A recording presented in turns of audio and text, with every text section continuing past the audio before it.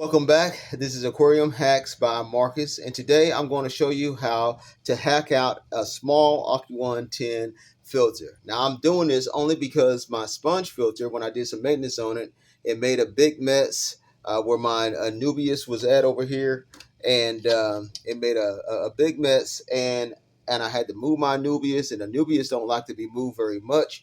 They like to stay stable. It causes quite a bit of stress to the plant when you have to move them, especially when they have already settled with their roots and things of that nature. So I took the sponge filter out and I decided to use a hang on the back filter instead. So I had this little Aqueon 10 that was hanging around. So let's get started and I'll show you how I hack this out. First and foremost, you always want to add your intake filter on these filters here. So this is the intake filter here, the intake sponge that is on there. Add an intake sponge on your filter. That's your first line of defense, biological and mechanical. And then after that, because these filters are quite slim and they are quite of a challenge to hack out, they're not very wide. So with this kind of filter here, the best way to do these is that when a filter flows from the front, to the back, or from the back to the front.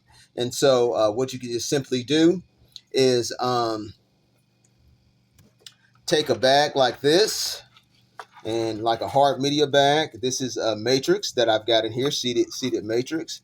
So I've got that media bag, and I'm just going to stuff that right there at the bottom. Okay, stuff that right there at the bottom.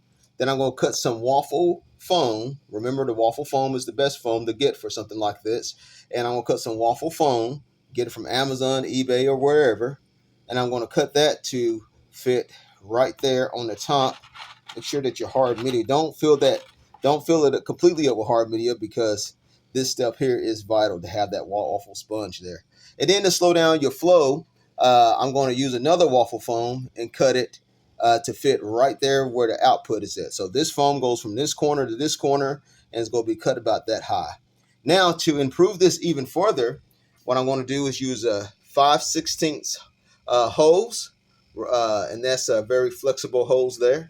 And I'm going to cut it about 2 inches. And when I cut it about 2 inches, then I'm going to stick some plastic inside of it.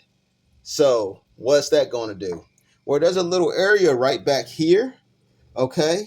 And so I want the water, instead of going, flowing this way, which it will still be pretty effective. But instead of flowing just this way and then, down, it'll go there. It will hit your hard media some.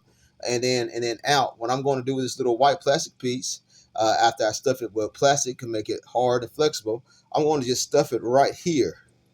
And I cut this about 2 inches, and then stuff it with some plastic. And then I'm going to put that about right there. So what that's going to do is force the water, instead of coming just from right here, it's going to force the water to go down, then back down here, and then back up, and then back out, and then hit this. Now, the new Aqueon filters, just to let you know, they do have new ones out. They have flow adjusters on them.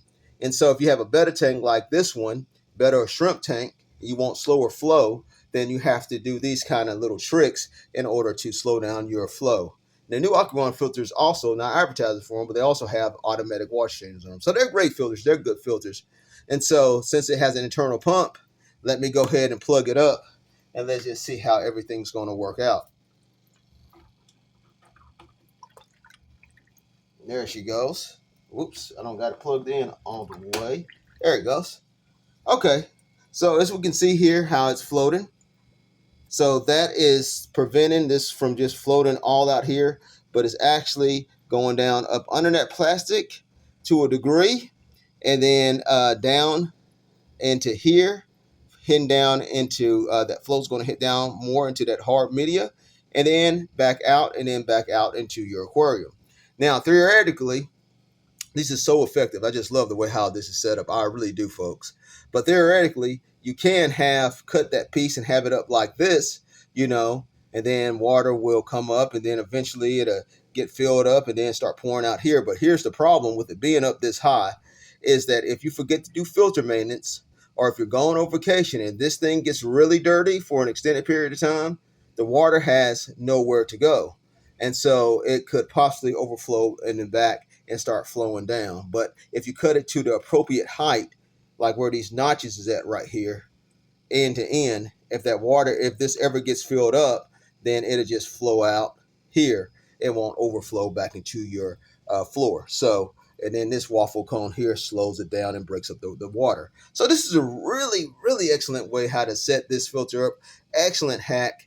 And I think you're going to really, really enjoy it. So here we are. Just a brief recap. Intake sponge there.